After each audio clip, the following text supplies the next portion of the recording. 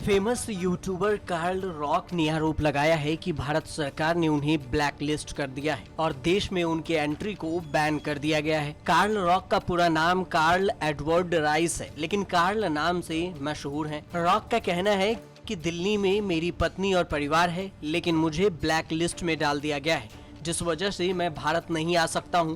भारत सरकार ने black list कर दिया है और देश में प्रवेश करने पर रोक लगा दी है। बता दें कि रॉक मूल रूप से न्यूजीलैंड के रहने वाले हैं। उनकी शादी भारत में दिल्ली के रहने वाली मनीषा मलिक से हुई है।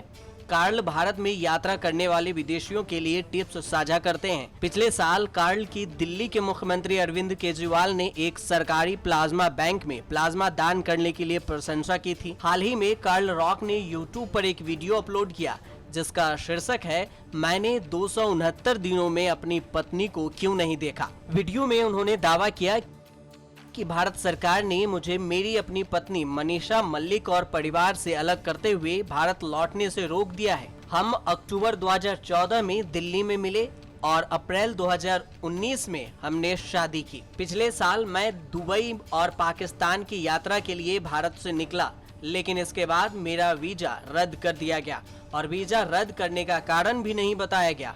कई बार वीजा के लिए अप्लाई किया, लेकिन पता चला कि मुझे ब्लैक लिस्ट कर दिया गया है, इसलिए मुझे वीजा नहीं जारी किया जा सकता। जिसके बाद से मैं इस मसले को सुलझाने में लगा हुआ हूँ। इस बाबत दिल्ली हाई कोर्ट में याचिका दायर की गई है। कार्ल का ये भी कहना है कि वो कई बार गृह मंत्रालय को मेल किए हैं, लेकिन कोई जवाब नहीं आया।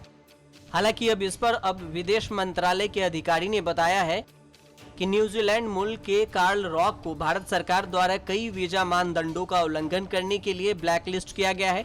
उन्हें टूरिस्ट वीजा पर व्यापार करते हुए पाया गया था। उन्हें 1 साल के लिए प्रतिबंधित कर दिया गया है। उनका वीजा रद्द कर दिया गया है। वह एक आदतन अपराधी हैं और पहले कई बार वह भारत में नागालैंड और जम्मू कश्मीर जैसे प्रतिबंधित क्षेत्रों में बिना अनुमति के गए हैं और वहां जाकर वीडियो बनाए हैं, जबकि इन क्षेत्रों में विदेशियों के बिना परमिट के जाने पर प्रतिबंध है। कार्ल के पास पहले टूरिस्ट वीजा था, लेकिन भारतीय नागरिक से शादी करने के बाद इसे X2 वीजा में बदल दिया गया था। X2 वीजा के तहत विदेशी नागरिकों को व्यावसायिक गतिविधि में शामिल होना नहीं चाहिए, लेकिन उन्होंने बिना अनुमति के भारत में YouTube के लिए कंटेंट बनाया और इससे पैसा कमाए। कार्ल एडवर्ड राइस को अपनी वीजा के नियमों और शर्तों का उल्लंघन करने के कारण अगले साल तक भारत में प्रवेश करने से प्रतिबंधित कर दिया गया है। वह टूरिस्ट वीजा पर कमर्शियल एक्टिविटीज करने समेत कई वीजा शर्तों का उल्लंघन कर रहे थे।